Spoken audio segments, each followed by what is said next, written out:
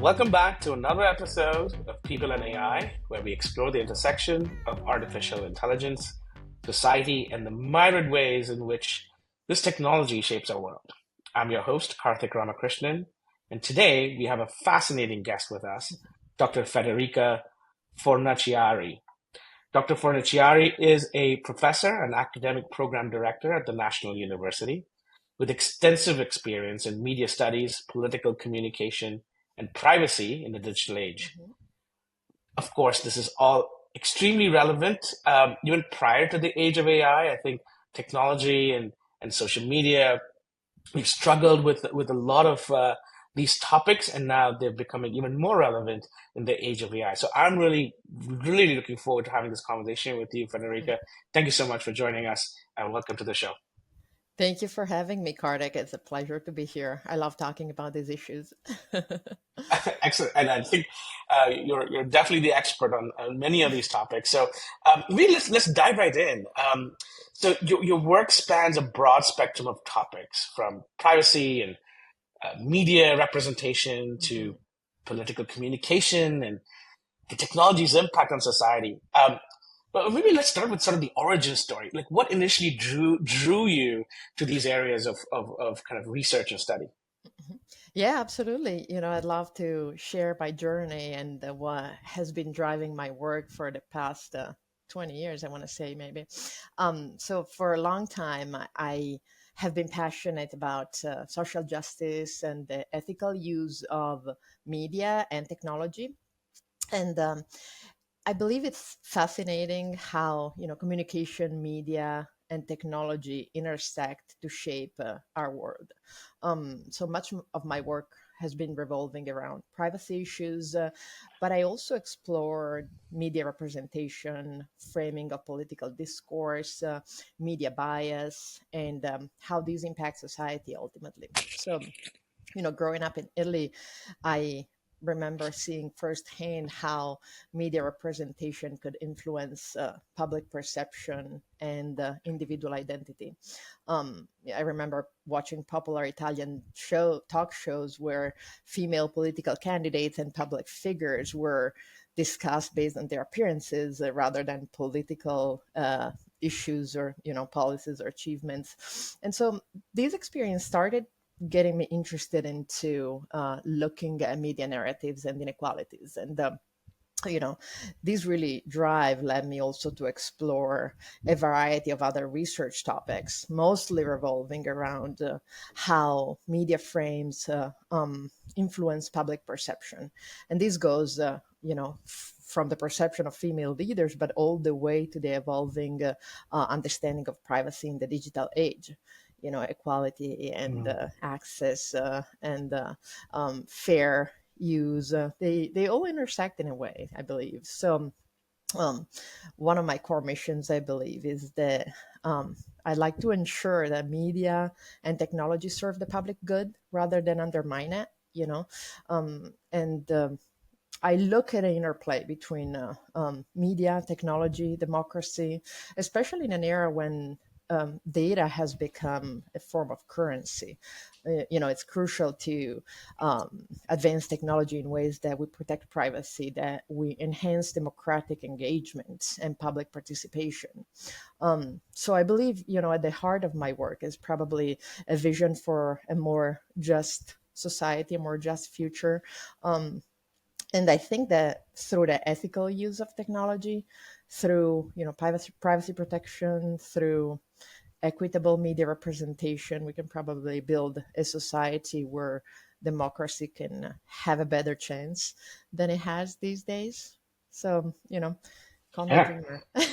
No, I mean, super important work, and I think, one of the things that, you know, something you talk about, which is the evolution of what we consider privacy, right? Hmm. Like from, it's not just the digital age. This Hmm. has been a concern. So do you want to spend a little bit on the history of how we have thought about privacy um, and then how that's evolving now in the Hmm. current landscape of AI and digital?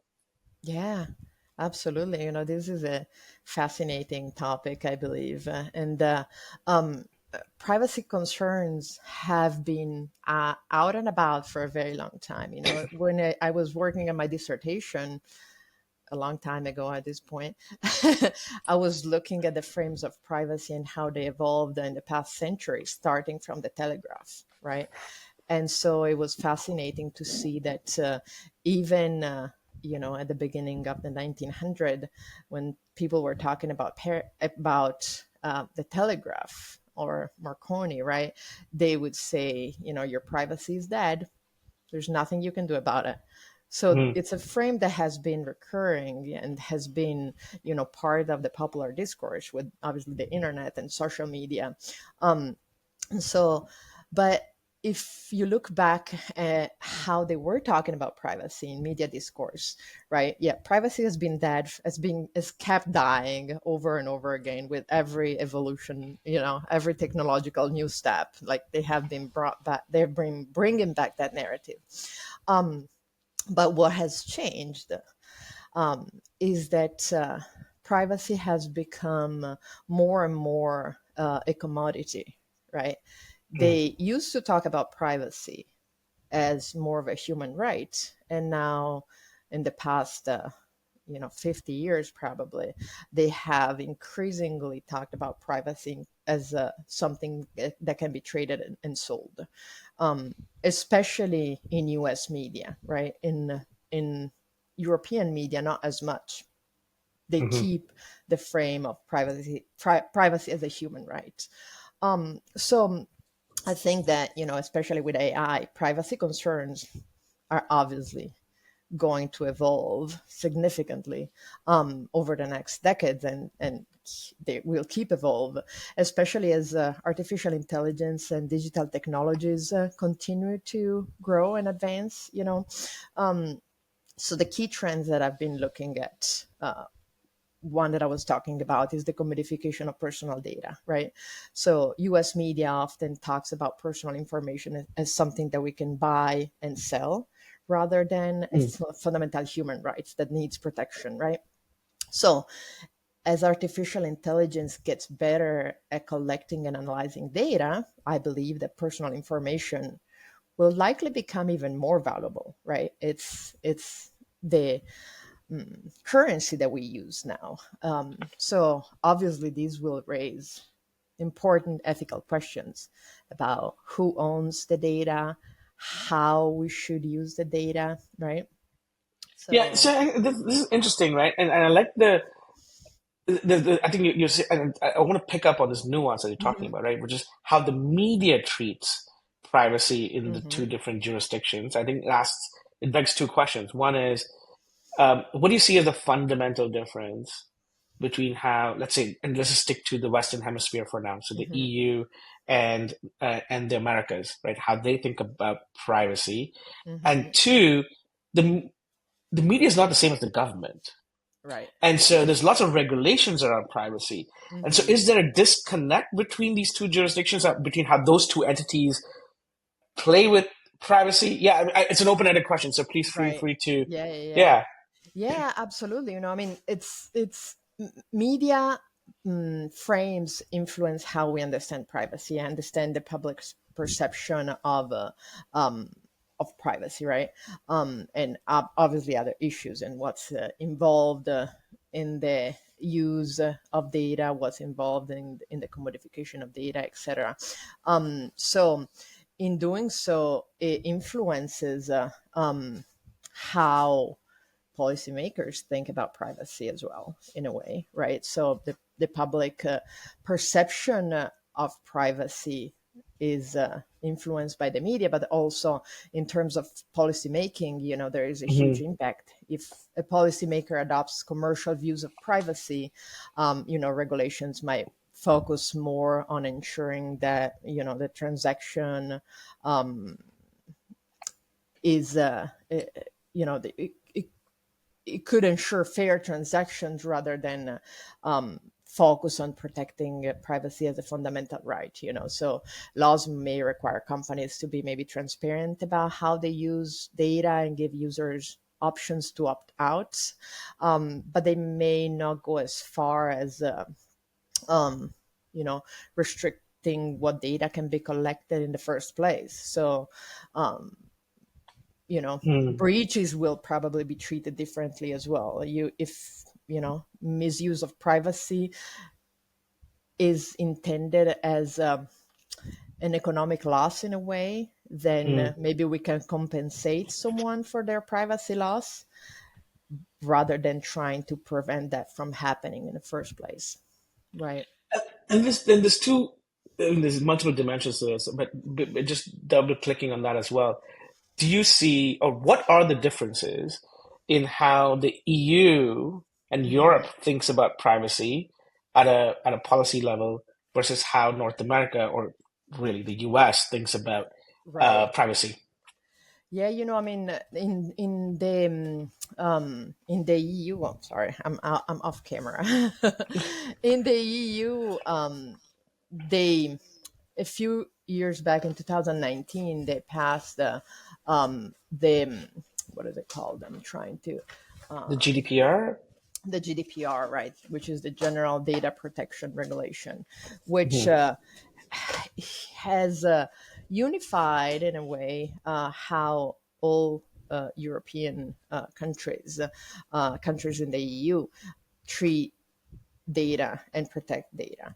And that's probably the most overreaching, or like the framework that most protect users for Mhm. that gives them control over their data, and that gives them the ability to know how their data have been processed, how are they used. It has um, enforced the transparency and asked the accountability, et cetera, et cetera. So I believe this has to do with the fact that privacy has often been intended and keeps being framed as a human right in Europe versus the US. In the US, we do not have like such an overarching framework, right? We have bits and pieces of regulations, but it would be important to have a framework such as the one that they have in Europe, and I believe Mhm. that it should inspire regulations across the globe to ensure better privacy protection for users. But not many countries have followed in that path. Why They do you have think that not. is? I mean, data is a valuable commodity. Okay.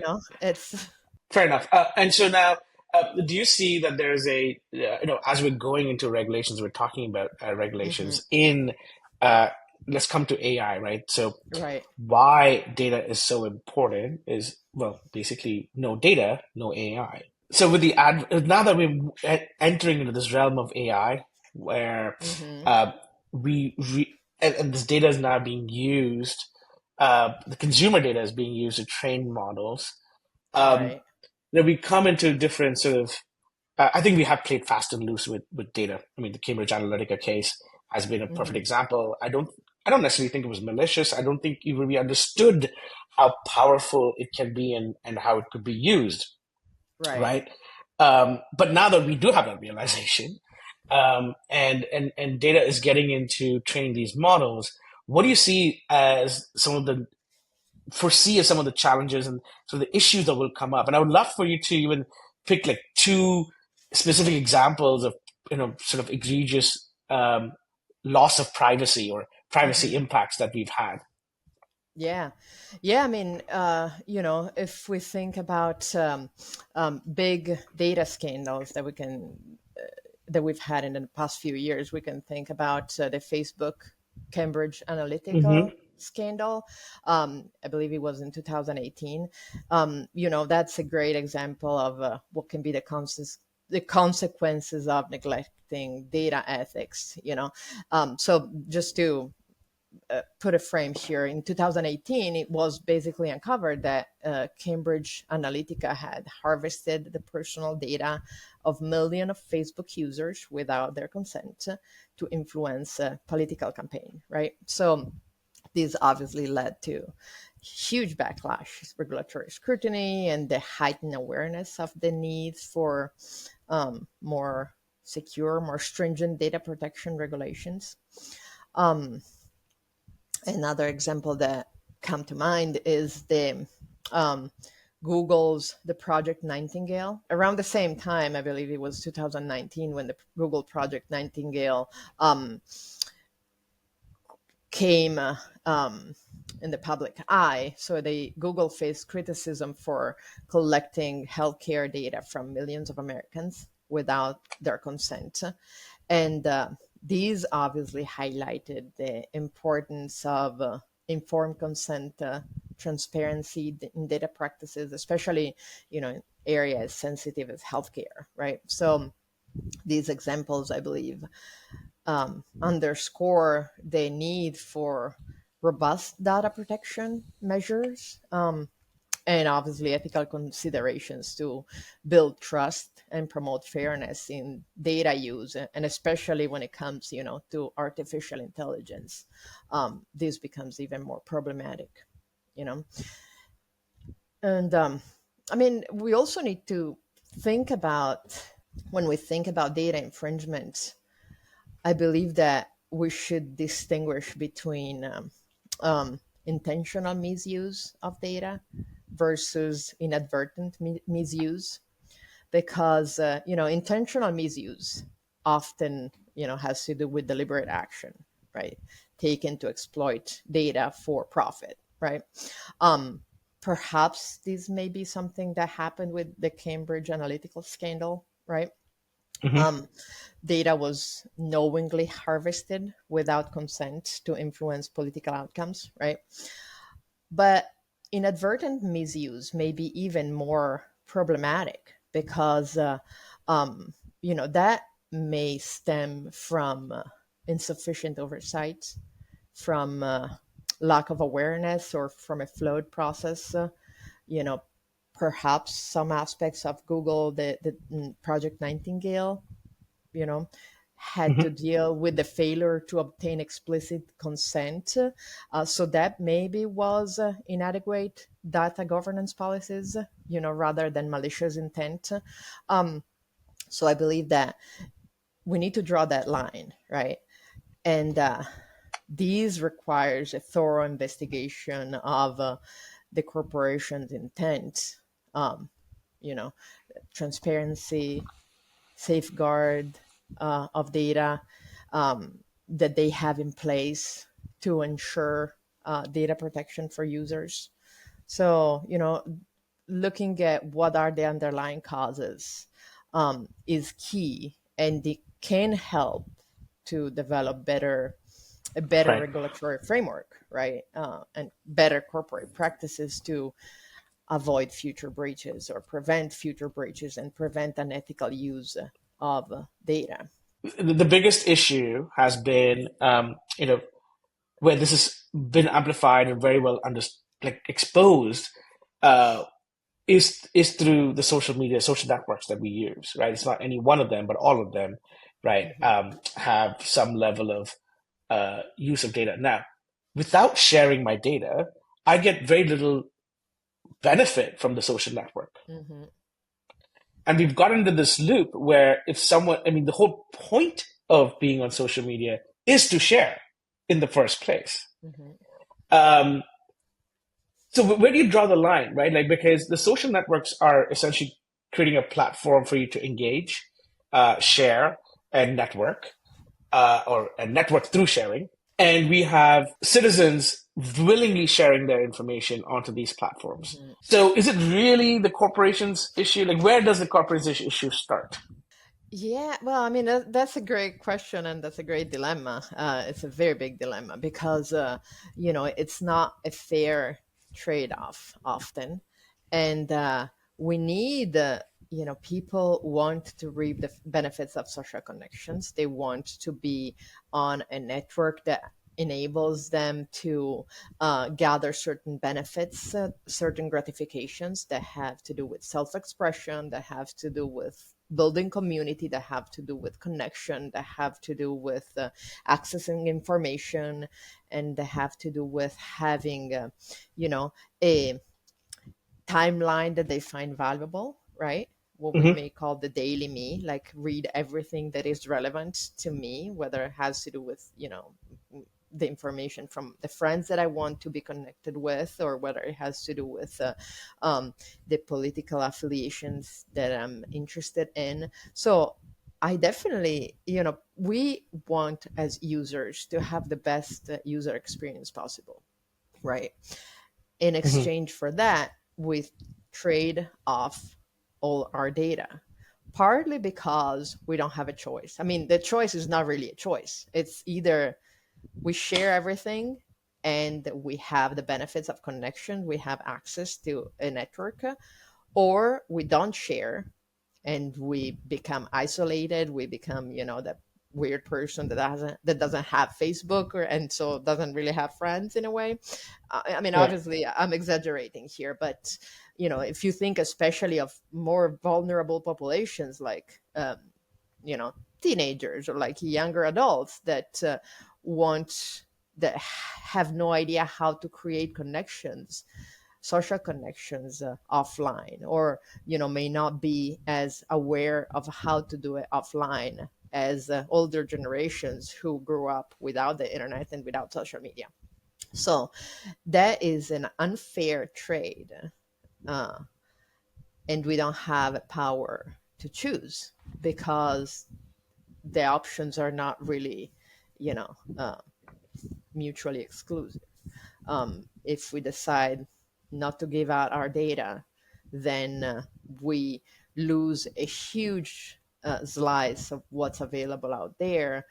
And that has to do with connection, it has to do with sociality, it has to do with self-expression, it has to do with being part, feeling like we are part of a community, right? So Hmm. it's problematic, and it's and part of these is made even more problematic by the fact that if we go back to media frames, um, the media often tell us that people do give up their privacy because they want to get the benefits of connection and sociality, and then that's okay, right? So, and they tell us that privacy is dead anyways, so why should we care, right? Hmm. So there is this social understanding, social perception, social frame that privacy, yeah, it's important, but is like, what can we? Is there anything we can do about it? Not really. So why bother, right? So I believe that Yeah. many of us have these reaction because it's not really an option. Yeah, no, I guess the point then is like where does that leave us, right? Like, so if we where are the well, let's put it this way: where are the organizations not doing well on the privacy front, right? Given this this framing. Right. I mean, I believe that there are a lot of things that companies could do better um, to protect privacy, right? So, ethical use and transparency are probably a good way to start. If we think about um, data collection and privacy, then ensuring that consumers or users are exactly aware of what is being collected, why, for which purpose it's being collected. So Mm. I believe that it's very tempting for corporations and companies to collect as much data as they possibly can, without necessarily letting know how the information is going to be used. So informed consent would be, if we want to have a Mm. list of things that, we said being transparent about how the data is collected and used, right? And then users should give informed consent for how their data is used, right? So companies could provide easier opt-in or opt-out options to let users be aware and agree to the data collection and to the data analysis. Companies could educate users about how their data is used and how. So again, transparency. Hmm. This is going to be even more important when AI. I mean, AI has already picked up, but it's going to amplify this problem uh, to the point that it's going to be a big concern. Anonymization, you know, removing personal Mm. identifiers when they aggregate data to, they can still help maintain certain level of privacy for their users while also getting valuable insight from the data. um, I think, along with that, uh, we can focus. They can focus on data minimization and purpose limitation, and by that I mean data minimization has to do with only collecting the data that is necessary for their analysis, rather than collecting all the data. Hmm. And purpose limitation has to deal with using the data only for the purpose for which the data is collected, right? So if you think again about the Facebook Cambridge Analytics, Facebook collected the data for whatever purpose, told the users that their data was used in a certain way, and that was a great example of non-purpose limitation, because the data was repurposed and sold for other reasons. um, Security measures to protect data from breaches, because again, companies collecting the data may be ethical in how they use the data, but if there is a data Hmm. breach because their security system isn't the best, then someone else can use the data and exploit users' privacy. So there is a lot that companies can do to be responsible, and some companies do. There are some companies that focus on user control and that focus on data protection, but it's the wild west out there. Yeah, no, But it doesn't stop, right? Like with as we find creative ways of using again, this world of AI is certainly the game changer hmm in that, right? oh Where it's not it's even further, but again, as a technologist, I can see the value that a user would get because the data has been used to hmm create something tailored and presented them in a there's value in them sharing in that yeah. information. Yes, transparency and visibility to that, so there's a conscious decision made by the user. I think could help. I think we all sign away these privacies because they get tucked into these very very long terms and conditions, and so who actually reads those? Mm-mm. I certainly don't. Um, but yeah, I think, but it is an evolving space, right? And I think we don't have the right answers yet, but we'll see. Um, and actually, speaking to that, right? Like the feeds and the use of data, you explored the impact of social media on political communication as well, hmm right? I mean, case in point, what happened with former President Trump and the amount of false information that started floating around in all these channels is a perfect example of that. And hmm interestingly, I didn't see a lot of it. I saw some, but there were others who just flooded. I mean, 90% or 99% of what others said existed. I didn't even see it come up on my feed. So I think it's all different. So what do you think, with the AI algorithms playing a significant role in shaping this discourse because of what they present to you, hmm what do you think the major risks and opportunities are presented right now in this new world, this wild west? Yeah, yeah. I mean, that's another uh, big question and big dilemma. When we think about the intersection of artificial intelligence and social media, um, obviously these technologies have the power to fundamentally reshape our political landscape, and for better and for worse. Hopefully for better, but I don't know. I'm a little skeptical at this point. But um, there are many risks. One of the major risks is probably the creation of echo chambers, right? So as you said, AI algorithms are designed, when they are successful, to show us the daily me, right? The content that aligns with our existing beliefs and with our existing preferences, right? Right. So there's obviously polarizations there. While This makes, as you were saying, on the one hand, our online experience more enjoyable. You know, it's basically telling us that we're right to think a certain way. It Hmm. also leads us to um, seeing only one side of the story, right? So we're more likely to see the for instance, if someone leans a certain way politically, the algorithm might keep showing them similar content, and that can deepen their political polarization and reduce constructive dialogue, right? We keep seeing more of the same content that validates what we already were thinking before. Um, so this is one of the big risks. And then, misinformation and disinformation are also concerns. When we talk about misinformation, we refers to intentionally spread false information. On the other hand, disinformation is unintentionally spread false information.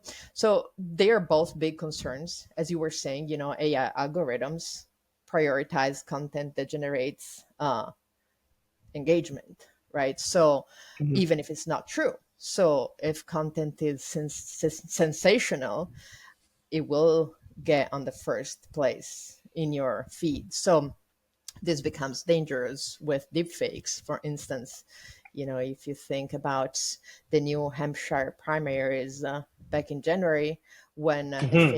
the fake robocall used artificial intelligence to mimic President Biden's voice, that was sensational, and so became very prominent in everyone's feeds, um, to the point that AI generates deep fakes. Can spread false information, but that's a problem in itself in the short term, that we see a lot of false information and we have to develop the capacity of understanding what's fake and what's not. But what's even more important and more scary is that in the long run, these risks to undermine the trust that people have in the media and public figures, and in our institutions, which can be obviously very harmful. So there's a lot to think about here, not just in Yeah. terms of you know yeah, go ahead. Yeah, no, yeah, exactly right. I think it's multifaceted. I think I mean, sometimes you use. I think we need to have better algorithms that have a balanced view, right? And I think actually, there's been suggestions even from Elon Musk where I can choose the algorithm, right? Where I want a balanced view. I can choose my algorithm, right? So where I can have a balanced view, I can have a specific trending view, or and then you can also see who chooses what type of algorithm. Like sometimes someone may choose, I do want, to have left leaning or right leaning type of content because it makes me feel better, right? And that's what I'm interested in. Hmm. Versus someone who wants to take a more uh, moderate view. So, and I think I think that's one thing. Like, if you want to really give choice to users, let the users choose what they want to see and how they see it. Hmm. Um, Now, I'm curious how you bring all of this discourse into the classroom as Hmm. you work with students. What are you telling them around, and what is the takeaway that your students have when they walk out of your classroom? In terms of this polarization, or in terms of Oh, and just in terms of identity. Yeah. all of these topics that we talked about, right? Your entire class, right? Your subjects that you're teaching, like from privacy all the way to the ethical concerns and technology, impacts on society and media. I think there's a broad things, sort of things that you cover in your class. Mhm. Um, what do you hope your students walk away with when they leave the classroom and use that in their day-to-day lives? Yeah, I mean, I want them to understand that they have options, right? So I want them to understand how, or to figure out how to think critically about these issues, right? So when they share data, I want them to think about not just the short term picture, right? they share their data so that they can access Facebook. But I want them to really understand what the benefits are and what the costs are. So, in some of our classes, we talk about, obviously the undeniable benefits of social media, social participation, with platforms like Instagram or TikTok. Um, we can get valuable opportunities for connection, for self expression, for community building, um, that can be positive for our social lives, right? They can provide platforms for advocacy, they can support business ventures, you name it, right? Hmm. But I want them to have, think about that also through the other lens. What is it that we're giving away to to get those benefits, right? What are the costs, right? So privacy is obviously a significant concern here. So when we share personal information, we can get data breaches, we can get identity theft, we can get loss of control over personal data. um, so we talk about all these, right? The benefits and the costs, and I try to get them to learn how to operate through a cost benefit analysis framework, right? So they look at the Hmm. benefits, they look at the cost, they weigh the trade-offs, and that is going to be something that's very um, individualized, right? So some people are not interested about their privacy as much as others. So for some people, sharing personal information doesn't have a strong weight. For some other people, it does. So um, I want them to just be understand that they have to be the one who um, decide what's okay, and Hmm. explore mitigation strategies, right? What can they do to protect their Hmm. privacy while still enjoying the benefits of social media, right?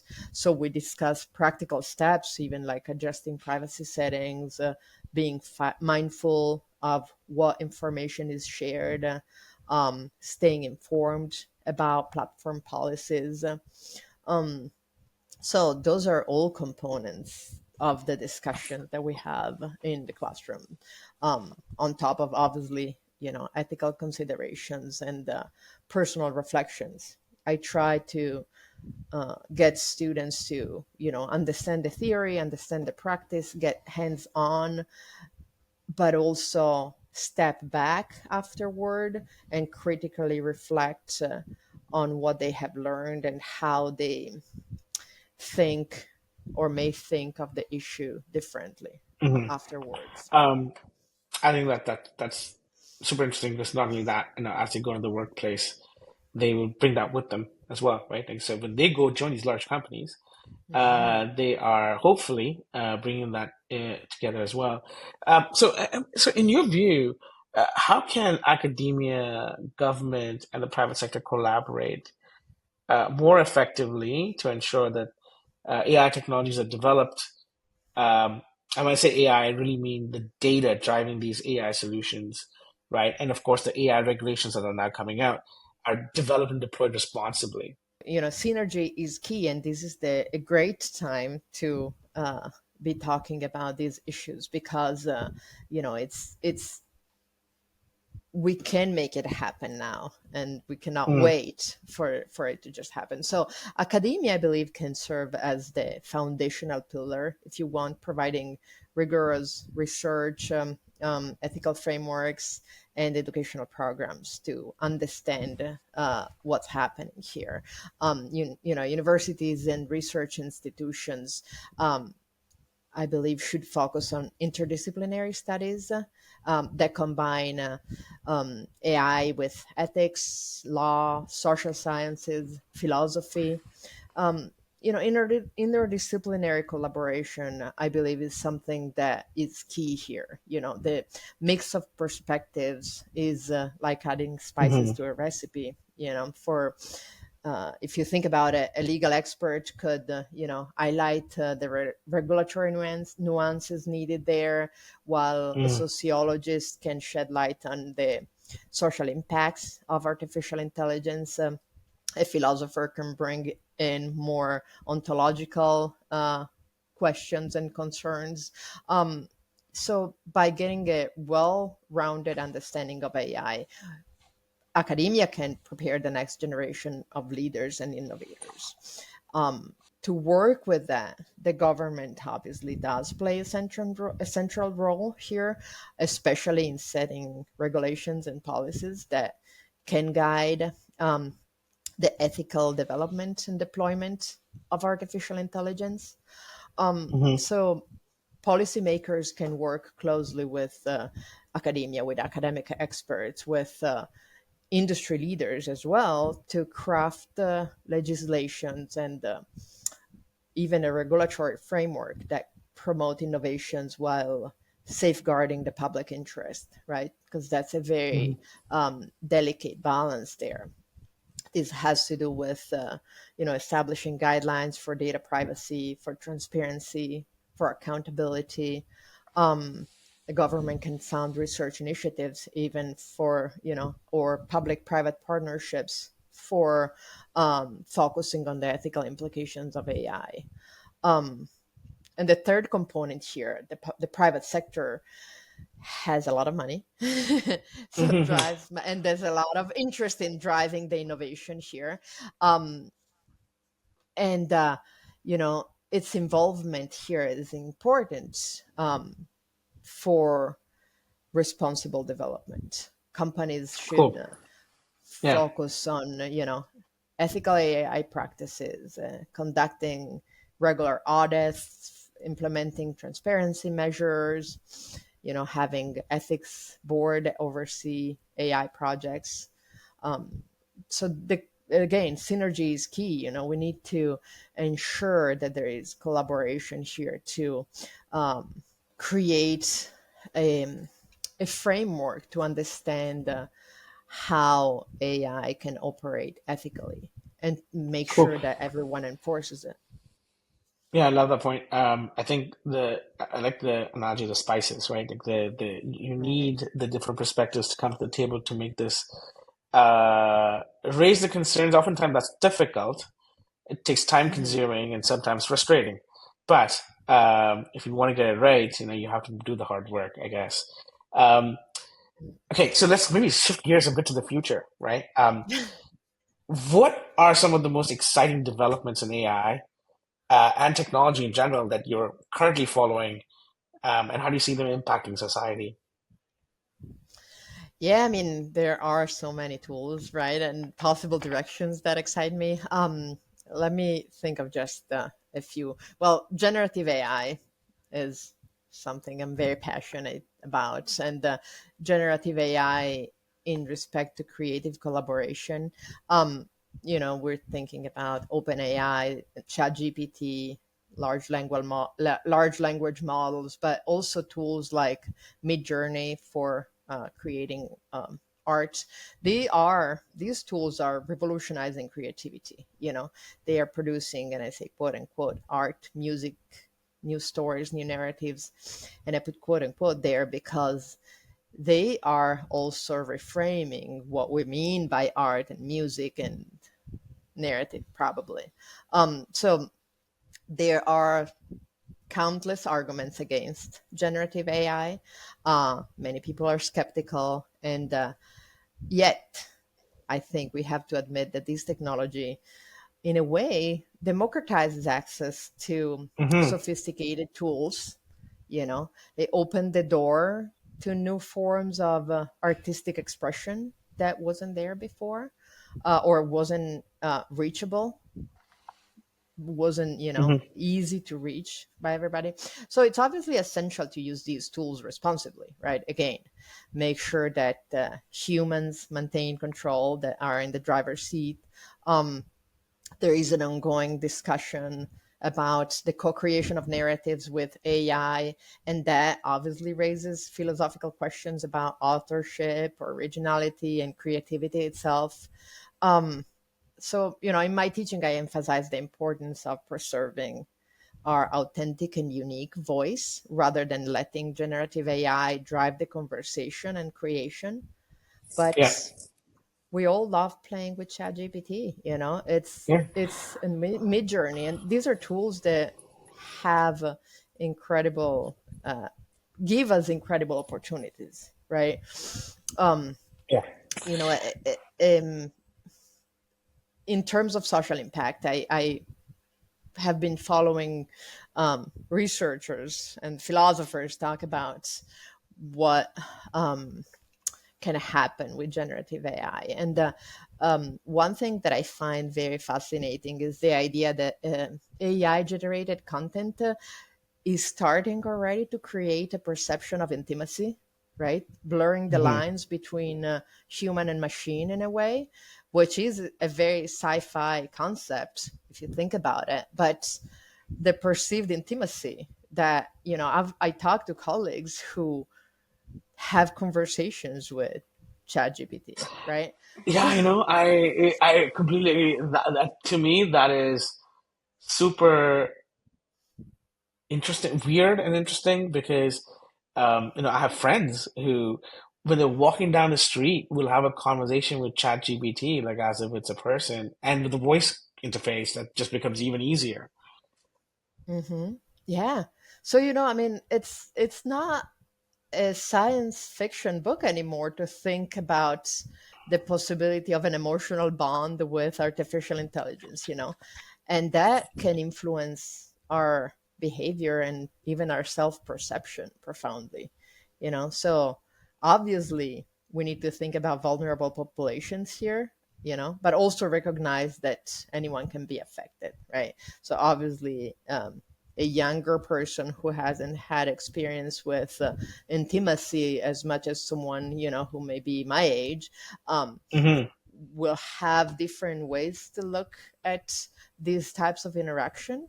But we are all, you know, we all need to be vigilant and it's an interesting time to look at 100%. I mean, but communication for it's sure. it's not just intimacy, right? Like you can also have career advisors, you can have therapists, AI-based therapists, and I think it's just the a lot of human interactions beyond sort of companionship type Hmm. applications are just vast as well. I don't know if you heard about this case, but in the EU or in the I want to say in one Netherlands or um, Finland, anyways, there was this one gentleman who was depressed, was speaking with the bot, and the bot essentially, he basically said, "Should I commit suicide?" And it said, "Yeah, based on what you're saying, you should," and he did. Wow. And his wife shared the transcript, right? So there's like that level of danger as well, Yeah. right? It's not just the influence, but it's also when these models go off the rails, there's a big impact. But look, on a more positive note, I think there's much there's a lot of capability unlocking that these systems can do for us. I think us being able to ensure that we are responsibly using this Hmm. at a professional and a personal level. It's not just up to the governments. It's not just up to the corporations. Hmm. It's also up to us as individuals. That if we do care about our privacy, then yeah, we should holding ourselves accountable as well, right? In what we share. Absolutely. But this has been Absolutely. amazing. Thank you, Federica. Like this is such a pleasure to meet you and have this conversation. So thank you for sharing your insights with us today. Um, Yeah, thank you for having me. It's been a pleasure talking about these topics. no, yeah, and I would love to have you back on as AI advances a little bit further. And if you have other new papers that you researched on that you want to share, would love to have you back on. And to our listeners, Absolutely. thank you for tuning in to this episode of People and AI. If you enjoyed this conversation, please subscribe and leave a review. Stay curious, and we'll see you next time.